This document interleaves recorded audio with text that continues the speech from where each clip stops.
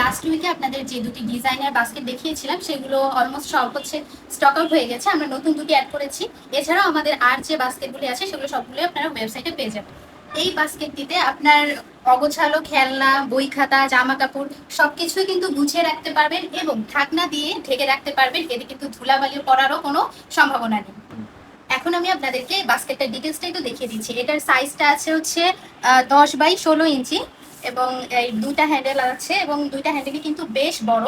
আচ্ছা, এবার একটু খুলে দেখিয়ে দিচ্ছি। বেলক্রো দিয়ে কিন্তু খুব টাইট করেই লাগানো যায়, দেখতেই পাচ্ছেন।